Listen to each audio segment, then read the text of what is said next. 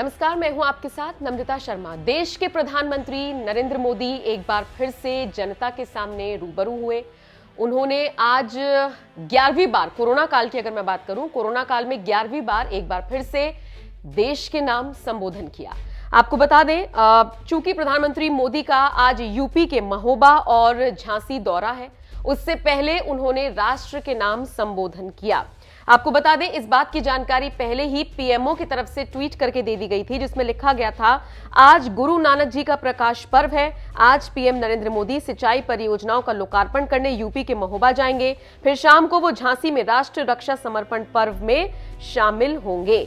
जाने से पहले वो सुबह 9 बजे राष्ट्र के नाम संदेश देंगे। तो ये जो संदेश प्रधानमंत्री मोदी ने दिया है, ये कई मायनों में खास है और देश की जनता आज टकटकी लगाए उनकी बातों पर गौर फरमाती हुई नजर आई। आपकी जानकारी के लिए यहां पर बताते चले, आज से 3 दिवसीय दौरा प्रधानमंत्री मोदी का शुरू हो रहा है।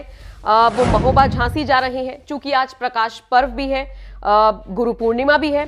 खास बात यह है कि गुरु नानक देव की जयंती है और ऐसे में इस खास मौके पर प्रधानमंत्री मोदी देश को संबोधित करते हुए नजर आए, खासकर उन लोगों के लिए जो सिख समुदाय से ताल्लुकात रखते हैं। इसीलिए ये जो संबोधन रहा प्रधानमंत्री मोदी का, इसको काफी खास माना जा रहा है। वैसे आपको बता दें, चुनावों से पहले प्रधानमंत्री मोदी लगातार योजनाओं का लोकार्पण कर रहे हैं, शिलान्यास कर रहे हैं और इसीलिए वो यूपी दौरा कर रहे हैं।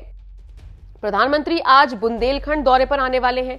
इसके बाद फिर महोबा झांसी, जैसे कि मैंने आपको बताया, 2 बजे मध्य प्रदेश के खजुराहो पहुंचेंगे वो। वहां से हेलीकॉप्टर से 2:35 पर वो महोबा के लिए पहुंचेंगे। महोबा में प्रधानमंत्री अर्जुन सहायक परियोजना का लोकार्पण कर बुंदेलखंड को बड़ी सौगात देंगे।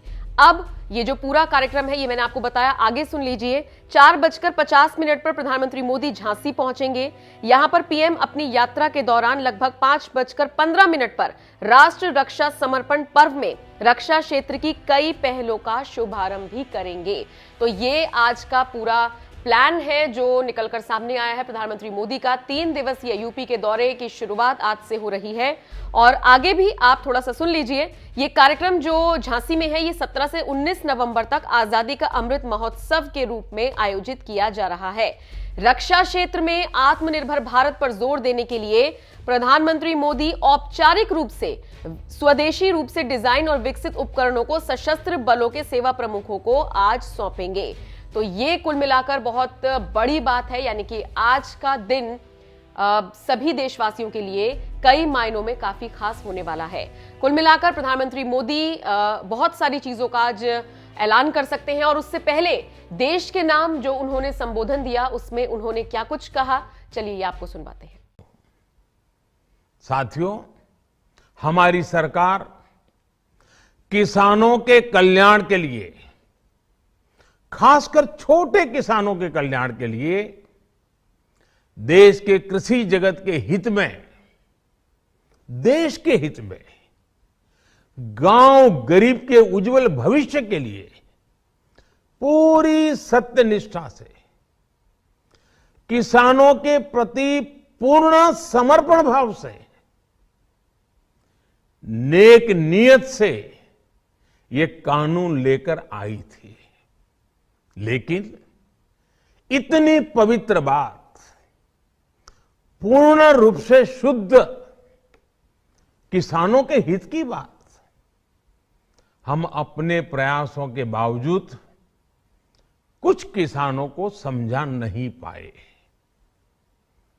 भले ही किसानों का एक वर्ग ही विरोध कर रहा था, लेकिन फिर भी यह हमारे लिए महत्वपूर्ण था। कृषि अर्थशास्त्रियों ने, वैज्ञानिकों ने, प्रगतिशील किसानों ने भी उन्हें कृषि कानूनों के महत्व को समझाने का भरपूर प्रयास भी किया। हम पूरी विनम्रता से, खुले मन से उन्हें समझाते रहे। अनेक माध्यमों से व्यक्तिगत और सामूहिक बातचीत भी लगातार होती रही। हमने किसानों की बातों को, उनके तर्क को समझने में भी कोई कोर कसर बाकी नहीं छोड़ी। कानून के जिन प्रावधानों पर उन्हें ऐतराज था, सरकार उन्हें बदलने के लिए भी तैयार हो गई। 2 साल तक हमने इन कानूनों को सस्पेंड करने का भी प्रस्ताव दिया। इसी दौरान ये विषय माननीय सर्वोच्च न्यायालय के पास भी चला गया। ये सारी बातें देश के सामने है, इसलिए मैं इनके अधिक विस्तार में नहीं जाऊंगा। साथियों, मैं आज देशवासियों से क्षमा मांगते हुए सच्चे मन से और पवित्र हृदय से कहना चाहता हूं कि शायद हमारी तपस्या में ही कोई कमी रही होगी, जिसके कारण दिए के प्रकाश जैसा सत्य कुछ किसान भाइयों को हम समझा नहीं पाए। आज गुरु नानक देव जी का पवित्र प्रकाश पर्व है। ये समय किसी को भी दोष देने का नहीं है। आज मैं आपको, पूरे देश को ये बताने आया हूं कि हमने 3 कृषि कानूनों को वापस लेने का, रिपील करने का निर्णय लिया है। इस महीने के अंत में शुरू होने जा रहे संसद सत्र में, इसी महीने में, हम 3 कृषि कानूनों को रिपील करने की संवैधानिक प्रक्रिया को पूरा कर देंगे। साथियों, मैं आज अपने सभी आंदोलनरत किसान साथियों से आग्रह कर रहा हूं, आज गुरु पर्व का पवित्र दिन है। अब आप अपने अपने घर लौटे, अपने खेत में लौटे, अपने परिवार के बीच लौटे।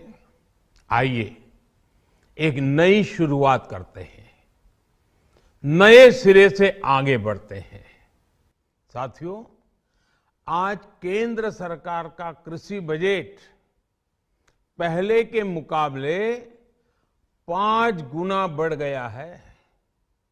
हर वर्ष 1.25 लाख करोड़ रुपए से अधिक कृषि पर खर्च किए जा रहे हैं। 1 लाख करोड़ रुपए के एग्रीकल्चर इंफ्रास्ट्रक्चर फंड के माध्यम से गांव और खेत के नजदीक भंडारण, इसकी व्यवस्था, कृषि उपकरण जैसी अनेक सुविधाओं का विस्तार, ये सारी बातें तेजी से हो रही है। छोटे किसानों की ताकत बढ़ाने के लिए 10,000 एफपीओ किसान उत्पादक संगठन बनाने का अभियान भी जारी है। इस पर भी करीब 7,000 करोड़ रुपए खर्च किए जा रहे हैं। माइक्रो इरिगेशन फंड के आवंटन को भी 2 गुना करके 10,000 करोड़ रुपए कर दिया गया है। हमने क्रॉप लोन भी 2 गुना कर दिया, तो इस वर्ष 16 लाख करोड़ रुपए हो जाएगा। अब पशुपालकों को मछली पालन से जुड़े हमारे किसानों को भी किसान क्रेडिट कार्ड का लाभ मिलना शुरू हो गया है। यानी हमारी सरकार किसानों के हित में हर संभव कदम उठा रही है, लगातार एक के बाद एक नए कदम उठाती जा रही है। किसानों की आर्थिक स्थिति सुधरे, उनकी सामाजिक स्थिति मजबूत हो, इसके लिए पूरी ईमानदारी से काम कर रही है।